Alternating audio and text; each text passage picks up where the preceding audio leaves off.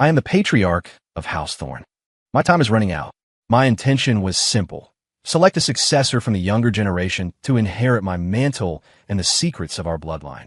I never expected that on the day of the inheritance ceremony, a fraud, a young man with absolutely no blood relation to me, would step forward, bow respectfully, and call me patriarch, demanding the legacy. My rage was instantaneous. I questioned the family elders, expecting outrage, but instead found a united front of deceit. They denied the truth, practically forcing me to acknowledge this unknown imposter. Excellent, truly excellent. Do they think that because I am dying, I can no longer lift a god-killer artifact? Welcome, patriarch, from your seclusion. Below Mount Sterling, the sanctuary gates groaned open. Ethereal mists and auspicious clouds swirled as the thunderous chant echoed from the valley floor, reverberating through the peaks. Under the gaze of hundreds of direct descendants of House Thorn, I walked slowly out of the sanctum. I looked at the breathtaking view of the Colorado Rockies, but released a heavy, weary sigh. As the patriarch, I still possessed the appearance of a young man, but I was 8,000 years old. My lifespan was at its end. This final seclusion was a desperate gamble, a last attempt to break through before death claimed me. Unfortunately, I failed. The legendary Ascendant Realm remained a flower viewed through fog, visible, yet untouchable. Now, I likely had only a year left to live. So be it. Even if I broke through, death is inevitable eventually. Who truly gains eternal life? To have lived 8,000 years is already a fortune few dare to dream of. In this last year, I would nurture the clan and leave my legacy. Suppressing my melancholy, I looked at the bowing descendants of House Thorn and spoke calmly. Rise. Where is Julian? Let him step forward. Julian Thorn was the most gifted child the family had seen in a millennium, born with the sovereign spark, a metaphysical anomaly granting immense power. 30 years ago, before he was even born, I had selected him as my heir. I wonder how much he had grown. Perhaps he could see the scenery of the Ascendant Realm that I could never reach. As my voice faded, a ripple moved through the crowd. They parted to form a path. A young man in extravagant white robes, encouraged by the elders, walked briskly forward. He was handsome, though his face held an unnatural pallor, and a domineering aura unique to the sovereign spark radiated from his body. He stood firm, bowed, and spoke with performative submissiveness. Descendant Caleb Thorn pays respects to the patriarch. Congratulations on your return. I stared at him for a long time, then suddenly smiled. You are Julian? The young man's body gave an imperceptible shudder. He looked up, forcing a confused and reverent expression onto his face. Patriarch, naturally, I am Julian. Beside him, Marcus Thorn, the current head of House Thorn, rushed forward with an ingratiating smile. Patriarch, you have been in seclusion for 30 years. Julian hadn't been born when you left. It is only reasonable that he feels unfamiliar to you. Indeed, another elder stepped forward. The aura of the sovereign spark cannot be faked. The child is pure of heart and dedicated to the path of magic. Given time, patriarch, you will surely come to love him. Even my own brother, Silas, the second ancestor, whose strength was second only to mine and who was charged with guarding the family, laughed. Brother, have you been in seclusion so long you don't recognize your own bloodline? A seedling with a natural sovereign spark is rare even for our house. Do you think I would stand by and watch our genius be swapped? I slowly closed my eyes, then snapped them open. In that instant, the silence on Mount Sterling was absolute. I unleashed the full pressure of a paragon, a quasi-ascendant. It crashed down like the collapsing sky. Thud thud. Those with weaker cultivation dropped to their knees instantly, blood trickling from their noses and mouths. Marcus and the elders managed to remain standing, though their faces turned blue, their internal energy stagnating under the crushing weight. The white-robed youth, Caleb, trembled violently, nearly flattened against the stone. I will ask one more time. My voice was glacial, every word detonating like thunder. Who are you? The youth was drenched in cold sweat, struggling to open his mouth. Patriarch, I really am. Worthless trash. I swung my hand. Bang. The youth didn't even have time to grunt. He was launched backward like a kite with a cut string, smashing into a distant cliff face like wet mud, embedding himself deep into the rock. Blood seeped out slowly, followed by faint, agonizing groans. Marcus and the others turned pale, screaming in shock. Patriarch, what are you doing? He is the new hope of House Thorn. Brother, are you mad? Silas roared, raising his hand to heal the youth. Even if you don't recognize the person, surely you recognize the sovereign spark? I scoffed and struck again with a back-end motion. Space twisted. An invisible palm print landed squarely on Silas's chest before he could move. Crunch. Silas's protective holy aura shattered like wet paper. He sprayed a mouthful of blood and staggered backward, crashing through a side pavilion and burying himself in dust and debris. Dead silence. You could hear a pin drop. Every member of House Thorn was scared out of their wits by this sudden thunderclap of rage, shivering in terror. My gaze, sharp as lightning, swept the crowd. My voice chilled the air. Do you all think that because I am old and near death, I could be deceived and mocked at will? This boy possesses the sovereign spark, true, but his bloodline is chaotic and filthy. Does it have even a shred of connection to the imperial blood of House Thorn? Speak. Where's the real Julian? Seeing the strongest among them, Silas, easily incapacitated, Marcus Thorn's face went white as a sheet, sweat soaking his back. Yet he exchanged a glance with the others, gritted his teeth, knelt and persisted. Patriarch, please see clearly. We truly do not know what you mean. Julian has been in the clan since birth. Thousands can testify. How could it be fake? Please, Patriarch, quell your anger. Do not listen to slander and chill the hearts of your people. If his aura conflicts with the sovereign spark, it is because of a cultivation error he suffered recently. Please assume the best. Faced with my interrogation, Marcus and the inner circle insisted the imposter was Julian. Even the wider family members knelt and chimed in, their voices chaotic but eerily synchronized. Yes, Patriarch. Julian is my childhood friend. How could there be a mistake? Every year, Cousin Julian comes to Mount Sterling to await your return. How can you be so ruthless? I looked over them, from the elders to the direct descendants. Beneath their masks of reverence and fear, they were united in a silent, stubborn mutiny against me. What a house of thorn. What a united front of filth. Excellent. I suddenly threw my head back and laughed, the sound shaking Mount Sterling until the mountains groaned and the auspicious cloud disintegrated. I must say, your methods of inverting black and white are extraordinary. But you forgot one thing. Years ago, I asked the Oracle to cast a divination for me. He said my chance to break through to the Ascendant Realm lay with the younger generation. Therefore, since that day, whenever a direct blood descendant of House Thorn is born, I secretly plant a unique soul sigil deep within their psyche. This sigil is bound to your lives. Only an Ascendant can detect it. Only I can touch it, especially Julian. Before my seclusion, I personally planted a sigil in his soul and nurtured his sovereign spark with my own essence blood. Since you insist he is Julian, tell me, where's the imperial blood sigil I planted in his soul? Are you trying to tell me that a piece of trash at the Sanctum tier, suffering a mere cultivation mishap, could completely erase a sigil planted by a peak paragon at the cost of his own heart's blood? Do you really think? I leaned forward, my voice dropping to a terrifying whisper, that just because I am dying, I cannot lift the blade, cannot kill, and must allow you animals to play me for a fool. The silence that followed was absolute. Faces turned the color of ash. A few weaker elders collapsed, trembling uncontrollably, the stench of urine wafting from their robes. But having gone this far, how could they retract their lie? They could only kneel, shivering, heads pressed to the floor. Silent now. I sneer at the sweating crowd. Silence is useless. Today, anyone who dare deceive me, none shall escape. With a thought, a brilliant golden sigil appeared on the bodies of every direct descendant present, radiating a faint imperial pressure. Even the clan head, Marcus, was no exception. To me, everyone except Silas was a junior. These sigils, originally meant to protect their souls from extinction, now transformed into executioner's marks. No, Patriarch, mercy. Patriarch, we were wrong. Spare us. Sensing the destructive aura from the sigils, the weaker-willed elders broke down, slamming their heads against the ground until their foreheads were bloody pulp. Marcus and the saint-level experts, realizing the game was up, turned savage. They burned their blood essence, tearing open space to flee 1,000 miles away. Too late. You use outsiders to trick me, and only beg when caught. Stupid and vicious. I reached out and clenched my hand. The void collapsed. Marcus, who had fled hundreds of miles, was dragged back by an invisible force and slammed into the ground.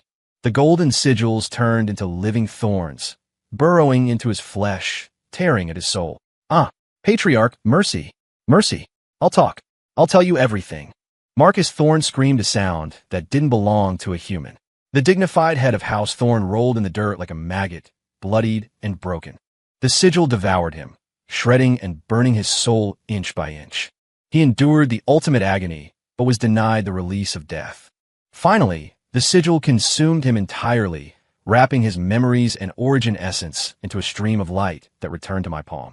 The entire sordid history of House Thorne's betrayal played out before my eyes with crystal clarity. 30 years ago, the real Julian was born. The heavens displayed phenomenons.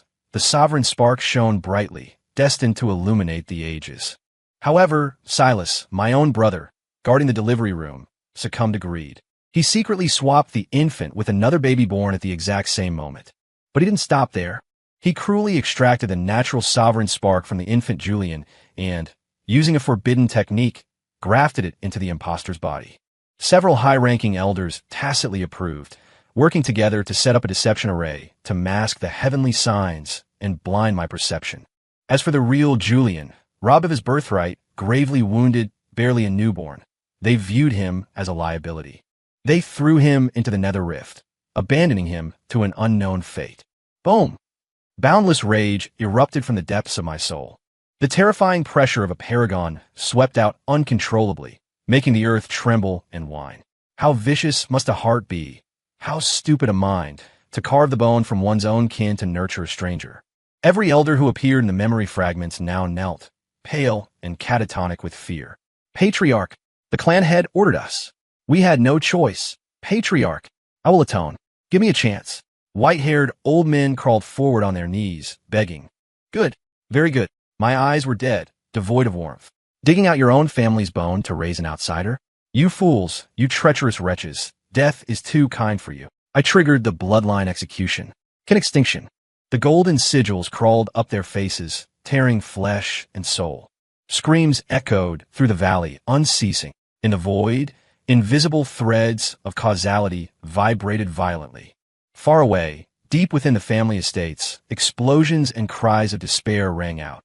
The direct relatives of these traitors, anyone who knew and did nothing, were tracked by the invisible force of karma. Their bodies and souls collapsed into dust instantly. In the blink of an eye, the bustling Mount Sterling was a graveyard. Only a few innocent bystanders who knew nothing remained, shivering in shock, along with Silas, who was buried in the ruins, and the dying fake in the cliff face. I stepped to the cliff, 5 fingers forming a hook, and dragged the limp, dying youth out like a dead dog. I glanced at the survivors. Clean this up. Await my return. I tore open the fabric of space and stepped into the chaotic currents of the void. My destination was the absolute dead zone that had swallowed the true hope of my house, the nether rift. Even in that hell's cape, with my sigil protecting his soul, Julian might still be alive. The void split, and I stepped out 10,000 miles away. The imposter in my hand wheezed in agony as the spatial travel shattered his remaining meridians, but I ignored him. The air of the nether rift hit me, a mix of rot, despair, and dark necrotic energy. Using the stolen memories, I pinpointed the location where he was abandoned. I expanded my senses, hunting for the faintest trace of my own magic. I found it, a village, or the ruins of one. In front of it stood a willow tree, bearing a dim, golden rune almost entirely obscured by necrotic filth. It was the life-saving sigil I had planted 30 years ago. It was on the verge of collapse, its spirituality nearly gone, yet it remembered its duty. Fearing it would become corrupted and harm its charge, it had detached itself, clinging to the tree, burning its last shreds of power to buy the child one more breath of life. It flickered like a candle in a gale, stubbornly guarding the village behind it. I waved my hand, dispersing the black fog. The sight that revealed itself made my heart seize. Ramshackle huts. Absolute silence. Almost no sign of life.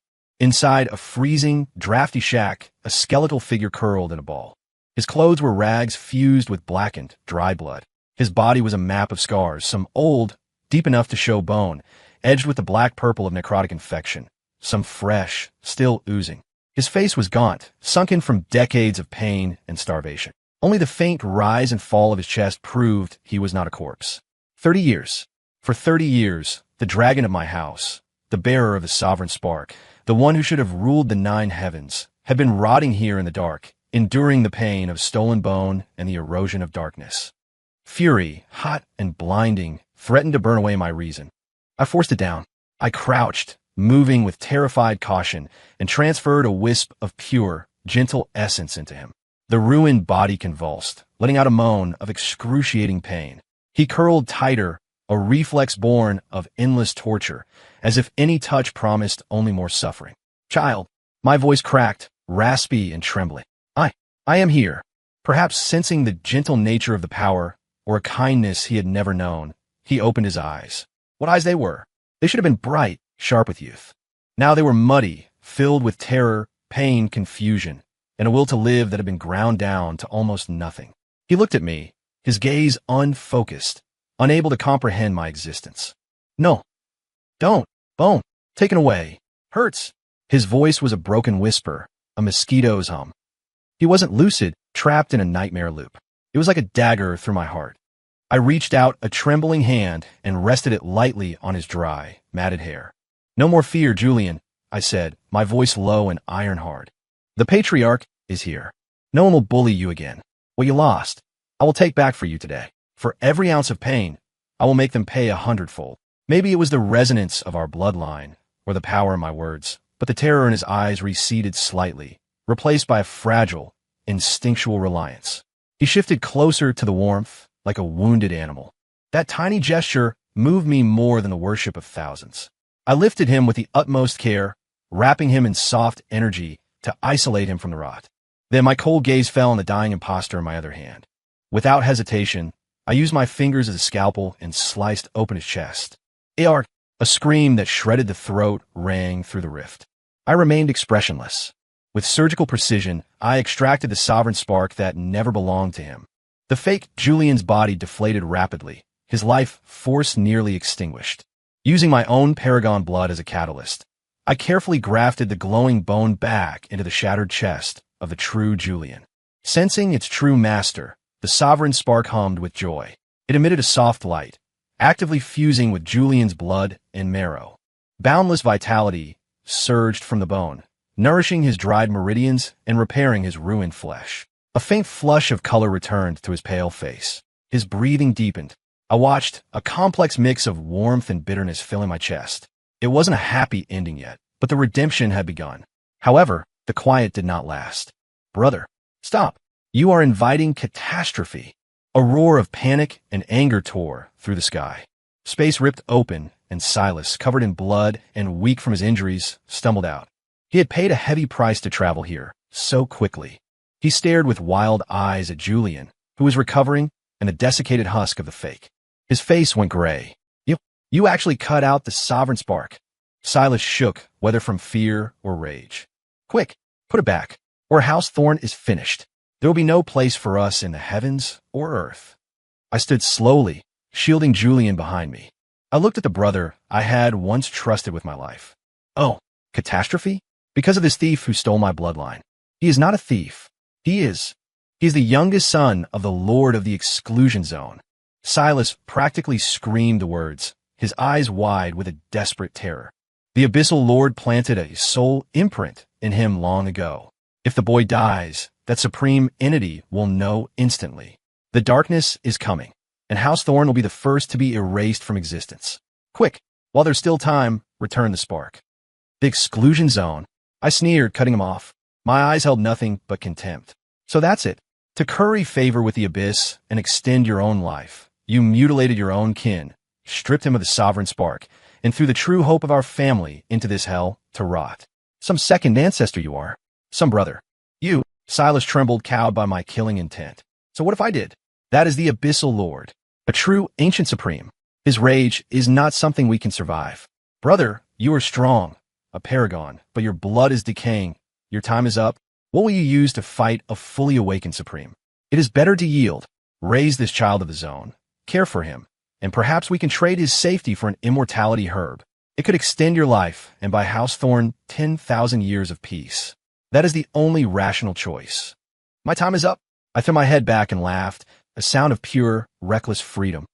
It is precisely because I am dying that I fear nothing.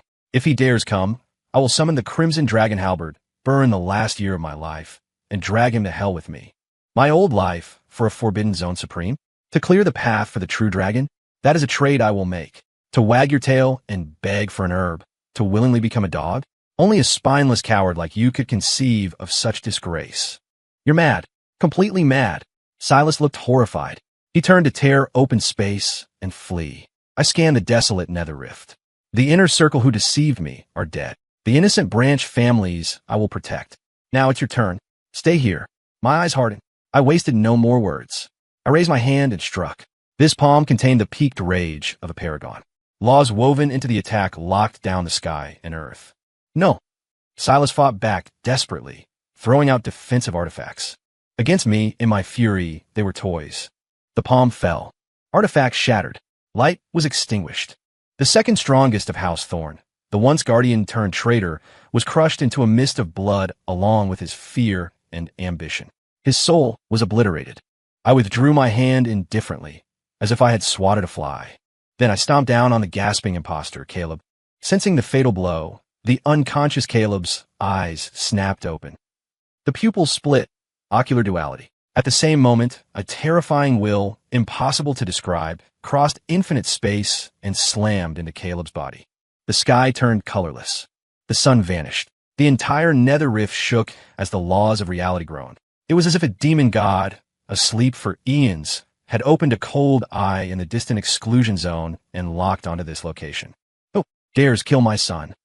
The voice was low, ancient, filled with limitless murder and authority. It exploded like a billion thunderclaps. I stood straight as a pine, my paragon aura flaring to create a domain of resistance within the crushing pressure. "It is your father, the patriarch of House Thorn, Elias Thorn."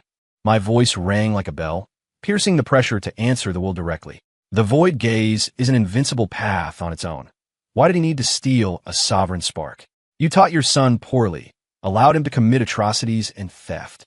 He deserves this retribution. You old ghost. You have the face to manifest your will here. Oomph. The void gaze is an invincible path, but an extra bone is an extra road. Elias, I thought you were a smart man. I thought you understood power. The Supreme's voice dripped with disdain. I will give you one last chance. Hand over the sovereign spark. Serve my son as your master. If you perform well, I might show mercy and grant you an immortality herb. If you persist in error, I will unleash the darkness and wash your house in blood.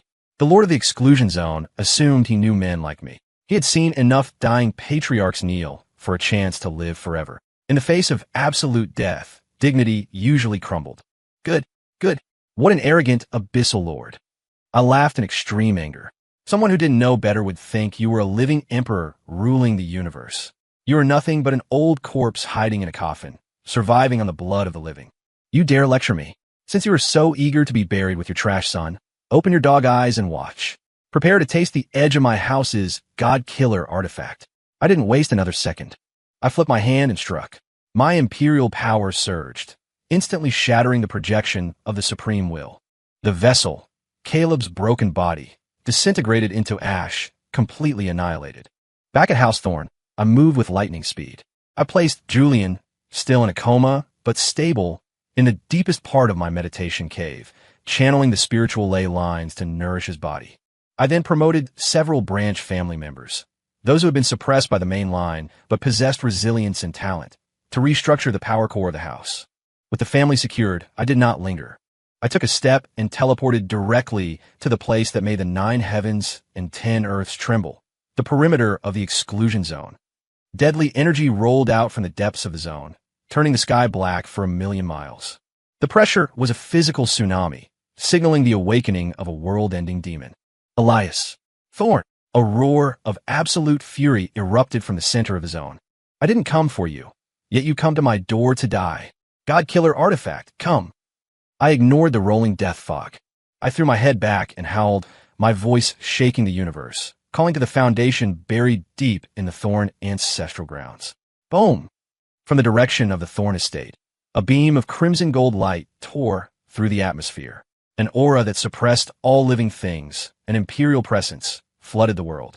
A crimson halberd, engraved with ancient chaotic runes and wrapped in the phantom of a blood dragon, shattered space and appeared instantly in my hand.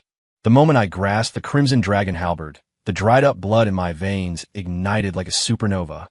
My life force began to burn at a frantic speed. Extreme sublimation.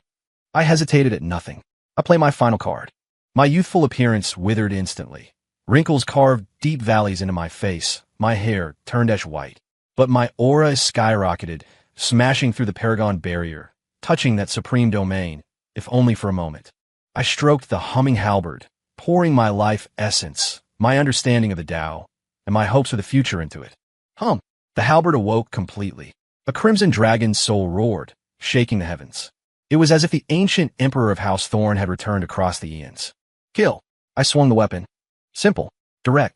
A crimson edge, capable of splitting heaven and earth, slashed upward, ignoring space and time, aiming straight for the entity manifesting from the death fog. Rumble. The collision erased sound. Laws snap. Crack. In a single exchange, amidst a roar of shock and pain, half of the Abyssal Lord's body was sheared off by my burning life and the full might of the Emperor weapon. But I paid a terrible price. My body cracked like porcelain. My lifespan flowed away like a bursting dam. My aura plummeted. However, on the edge of death, I realized something. The bloodlines and soul power I had absorbed from the traitors via the sigils were being refined by the pressure of the battle. The impurities burned away, merging perfectly with my foundation. A sensation of clarity washed over me. The bottleneck that had trapped me at the peak of the Paragon realm for thousands of years loosened. Ahead, the void twisted. A terrifying figure wrapped in black mist was reforming. The Abyssal Lord panicked. He wanted to run. Even though he was strong, Elias Thorn was fighting to die. The Lord had cut his own cultivation to survive the ages. He was terrified of death. In the past, he held the immortality herbs, and countless paragons and saints knelt before him, begging. He was used to being a god. He never imagined a paragon would burn everything, soul, life, future, to wield a fully awakened god-killer artifact with such devastating lethality. The scent of death was thicker than it had been eons ago when he first retreated into the abyss. He knew that if he took another hit like that, he would fall. He would cease to exist. I looked at the fleeing Supreme and felt the breakthrough point within me. My eyes blazed with war fire and insane hope. So that is it. That is it. The Oracle's prophecy. When the Emperor's road is cut, look to your kin. The true meaning was here. I abandoned all defense. I ignited the very last sparks of my life fire and launched myself at the fleeing darkness. So what if you are a Supreme of the Zone? Today you are my whetstone. I use this broken body as kindling to break and then stand. If I fail, I die, worthy of my ancestors. If I succeed, I took a deep breath, facing the monstrous shadow of the Abyssal Lord, and issued a declaration that shook the ages. Then I, Elias Thorn, shall be the first emperor of this era. One was an ancient supreme who had severed his own path to hide in the dark. The other was a paragon burning his life, wielding a god-killer, forcing open the door to divinity with suicidal resolve. They fought from the edge of the exclusion zone to the depths of the stars, and back to the skies above the nether rift. The collision of the halberd and the supreme laws pulverized stars and ground the universal order to dust. In a battle where life was the only chip, the one who feared death was doomed. No, Elias, stop. Even if you ascend, your lifespan is limited. I will give you the herb. We can't have peace. The Abyssal Lord screamed, trying to bargain. My answer was a strike that poured everything I was into a single point of light. The crimson dragon halberd slashed across the cosmos, decapitating the dark entity that had plagued the world for eras. Boom! The moment he perished, the universal laws surged like a visible, seven-colored flood from the 9 heavens and 10 earths, rushing into my crumbling body. The halberd hummed with joy, acting as a lightning rod to channel this ocean of power into me. My body began to glow. The cracks healed instantly. My wrinkles smoothed, my white hair turned raven black. An aura that commanded the universe exploded from my core, sweeping across the 4 corners of the world. I stood alone in the void, trampling the remains of the Abyssal Lord, bathed in the worship of the universal laws. Across the realms, every living being, regardless of power or location, felt it in their souls. They fell to their knees, trembling. They knew an ascendant had been born. Story complete.